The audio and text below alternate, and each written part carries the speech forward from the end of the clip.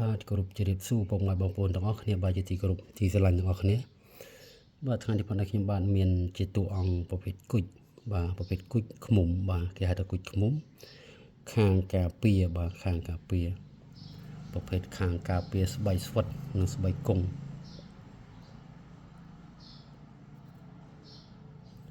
បាទរបស់នេះគឺពូកែស័ក្តិសិទ្ធិពុកណាបាទតាមបច្ចជំនឿដែលខ្ញុំធ្លាប់កាន់រាប់ឆ្នាំមកបាទគឺលោកពូកែណា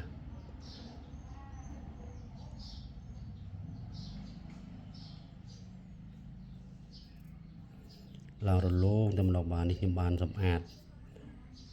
ខាត់សម្អាតលោកសាច់ឡើងសាច់ដល់ចាស់កំណត់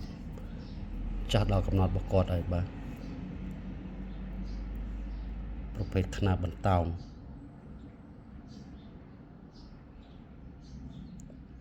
ខាងស្វិតខាងគង់ខាងបន្សាបពឹសឬក៏ខាងស្នៃលក់ដូរនឹងគោត្រូវមួយយ៉ាងដែរបាទតែខាងគាត់ថាវាស្ទើខាងស្នៃលក់ដូរគាត់និយាយជំនាញខាងការពាររបស់គាត់គឺផ្កាយខ្លាំងជាង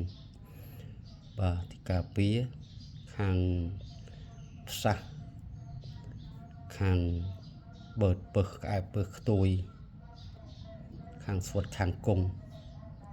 គឺលោកផ្កាយ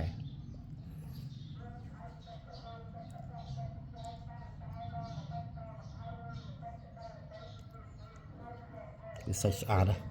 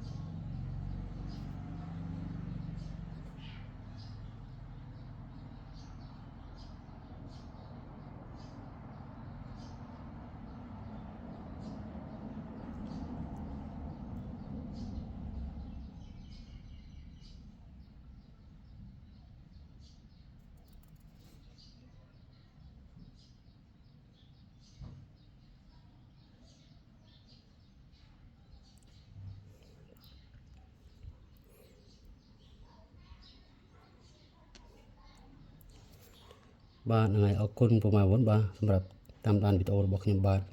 ហើយជាចុងក្រោយសូមជូនពរពុកម៉ែបងប្អូនជួបតែសុខចម្រើនគ្រប់គ្នាបាទហើយពុកម៉ែបងប្អូនកូនក្មួយរៀមច្បងទាំងអស់ដែលស្រឡាញ់ចង់បានបាទអាចទំនាក់ទំនងតាមលេខតាម Telegram បាទឬក៏តាមឆាតពុកណាបាទសូមអរគុណសូមគោរពលា